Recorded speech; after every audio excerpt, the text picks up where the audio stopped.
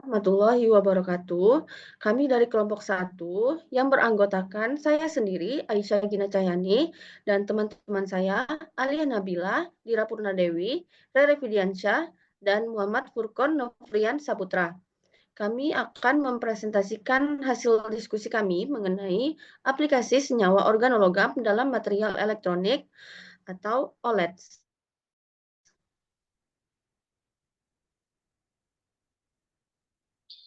Baik, latar belakang dari diskusi kami yaitu kimia organologam merupakan cabang kimia yang mempelajari senyawa yang mengandung ikatan antara logam dengan gugus-gugus organik. Dalam senyawa organik terdapat ikatan langsung antara atom logam dengan karbon atau dengan boron atau dengan fosfor bahkan silikon. Nah, senyawa organologam ini merupakan senyawa yang memiliki minimal satu atom karbon dari gugus organik yang berikatan langsung dengan logam pusat. Istilah organologam biasanya didefinisikan agak longgar dan senyawa yang mengandung ikatan karbon dengan fosfor, arsen, silikon, ataupun boron. Next. Pembentukan senyawa organologam itu melibatkan beberapa penggabungan atom logam dengan atom karbon dari gugus organik. Nah, pembentukannya ini akan terjadi ketika atom logam berikatan dengan setidaknya satu atom karbon dari si gugus organiknya. Reaksi yang pertama yaitu ada reaksi dengan reagen Grignard, di mana reagen Grignard itu adalah reaksi kimia organologam yang melibatkan penambahan reaksi Grignard ke dalam gugus karbonil dari aldehida ataupun keton. Kemudian reaksi yang kedua yaitu reaksi dengan logam alkali, di mana pembentukan senyawa organolitium atau R dengan litium itu dilakukan dengan mereaksikan logam litium dengan senyawa organik yang mengandung gugus halida, di mana R bisa berupa alkil ataupun aril, dan X-nya itu merupakan atom halogen seperti klor, brom, ataupun iodin. Lalu yang ketiga itu ada reaksi antara ligan organik dengan kompleks logam. Nah, pembentukan senyawa organologam melalui reaksi ini akan biasanya melibatkan interaksi langsung antara ligan dengan logamnya. Misalnya itu CO berfungsi sebagai ligan sigma donatur dan P akseptor menciptakan kompleks yang sangat stabil dengan logam transisi. Kemudian reaksi yang keempat yaitu pembentukan melalui pertukaran ligan, di mana metode ini akan melibatkan penempatan ligan yang sudah ada pada kompleks logam dengan ligan organik yang baru. Nah, proses ini dapat terjadi melalui dua mekanisme, yaitu dengan proses substitusi nukleofilik dengan satu ataupun SN2. Nah, tergantung dari sifat si ligan dan juga kompleks logam yang terlibat. Next. Adapun rumusan masalah yang timbul dari hasil presentasi kami ini adalah satu, bagaimana cyclomethylated IR3 kompleks dapat berkontribusi dalam meningkatkan efisiensi energi pada teknologi generasi baru seperti sel surya dan OLED dibandingkan dengan material konvensional yang digunakan saat ini. Lalu yang kedua, apa saja tantangan dalam merancang dan mengoptimalkan sifat optoelektronik dari cyclomethylated IR3 kompleks untuk mencapai kinerja yang lebih unggul pada perangkat seperti solar cell dan OLED. Nomor 3, bagaimana pendekatan berbasis cyclomethylated IR3 kompleks dapat menyeimbangkan antara stabilitas perangkat jangka panjang dan biaya produksi yang terjangkau. Yang keempat adalah sejauh mana cyclomethylated IR3 kompleks dapat diintegrasikan ke dalam proses manufaktur skala besar untuk memenuhi kebutuhan industri teknologi energi dan pencahayaan modern. Lalu yang kelima adalah bagaimana penerapan cyclomethylated IR3 kompleks dapat meminimalkan dampak lingkungan dibandingkan dengan material lain yang sering digunakan pada teknologi solar cell dan OLED.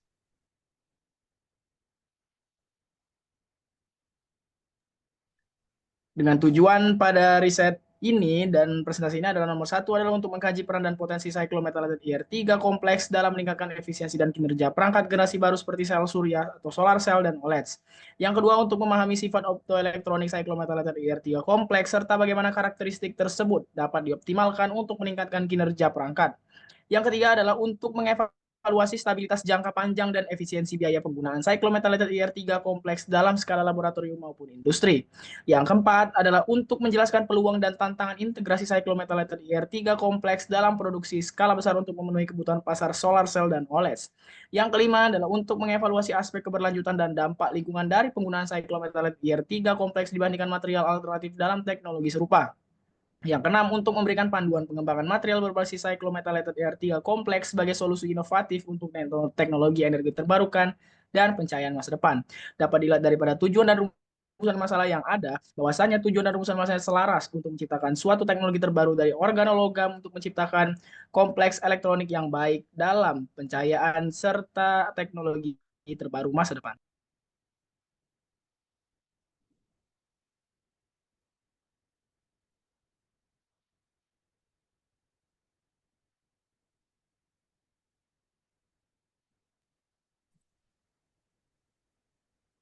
Selanjutnya yaitu aplikasi. Material elektronik adalah bahan yang digunakan untuk menciptakan komponen elektronik seperti sirkuit, perangkat, dan juga sistem.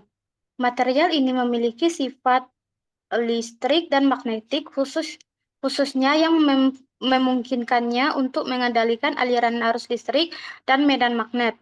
Aplikasi kimia organologam dalam material elektronik sangat luas dan juga penting.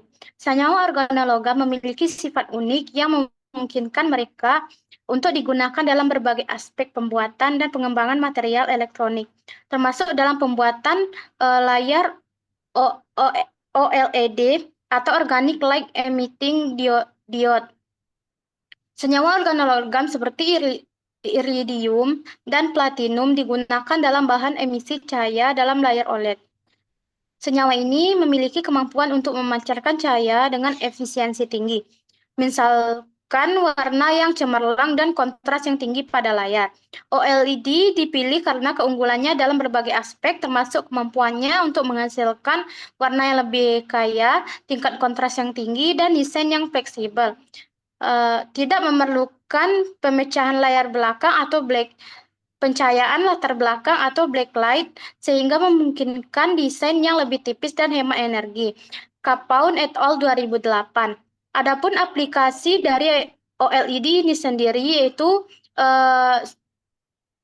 sebagai layar untuk televisi, handphone, laptop, dan juga perangkat elektronik lainnya seperti jam tangan. Meskipun memiliki banyak keunggulan, namun OLED juga memiliki beberapa kekurangan, yaitu biaya produksinya yang mahal karena menggunakan bahan dasar logam yang langka seperti iridium dan platinum, menyebabkan polusi di lingkungan karena logam yang digunakan merupakan kompleks ligan berat yang dapat mencemari lingkungan dan memerlukan prosedur kerja yang kompleks karena menggunakan prosedur kerja multitahap.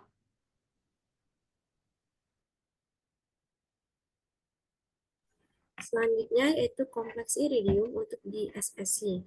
Nah, pada kompleks siklometal iridium telah diteliti sebagai sensitizer dalam TiO2 sel fotoelektrokimia. Dalam di SSC, kompleks iridium dapat berfungsi sebagai pewarna sensitizer katalisator atau elektrokatalis pada elektroda. Nah, pada gambar ini dapat dilihat yaitu menunjukkan prinsip kerja dari DSSC.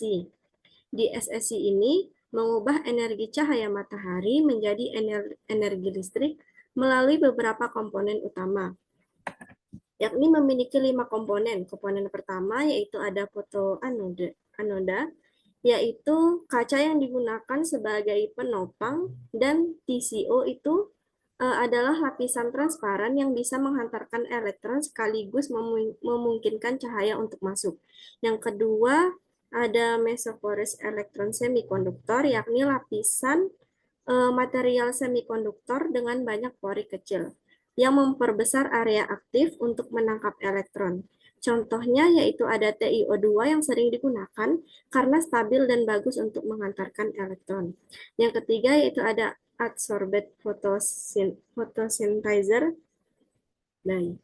yaitu pewarna yang menyerap energi cahaya dan mengubahnya menjadi energi dalam bentuk elektron. Yang keempat yaitu ada electrolyte atau yaitu cairan atau gel yang membawa muatan positif untuk menyeimbangkan reaksi. Kemudian yang kelima ada counter elektroda, yaitu komponen ini menerima elektron yang telah melewati sirkuit listrik eksternal dan membantu menyelesaikan reaksi di dalam sistem. Pada gambar ini dapat dilihat yaitu cahaya matahari diserap oleh pewarna yang menghasilkan elektron. Kemudian elektron tersebut ditransfer ke lapisan titanium oksida atau TiO2 dan mengalir menuju elektroda kaca konduktif. Kemudian akan menghasilkan arus listrik dalam rangkaian eksternal. Selanjutnya, elektrolit dalam sistem yang terdiri dari ion iodida dan juga triodida mengembalikan elektron yang hilang ke pewarna. Baik, adapun kesimpulan yang didapat yang pertama adalah Cyclometallurgy iridium 3 kompleks telah terbukti memiliki peran penting dalam meningkatkan efisiensi energi dan kinerja perangkat seperti di SSD dan OLED. Yang kedua, sifat optoelektronik unggul dari kompleks iridium 3 seperti kestabilan termal, efisiensi tinggi, dan fleksibilitas kimia telah dikaji untuk memaksimalkan kinerja perangkat.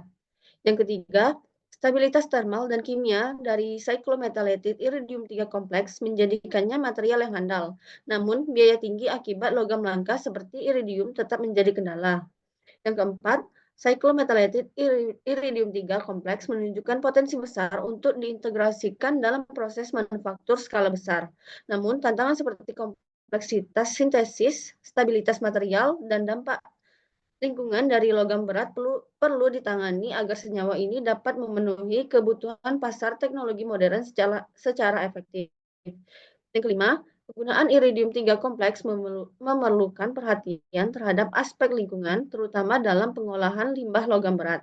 Dan yang terakhir, pengembangan material berbasis cyclometallurgy iridium 3 kompleks dengan menekankan efisiensi, kestabilan, dan keberlanjutan. Sekian presentasi dari kami. Mohon maaf bila ada kesalahan. Kami akhiri. Assalamualaikum warahmatullahi wabarakatuh.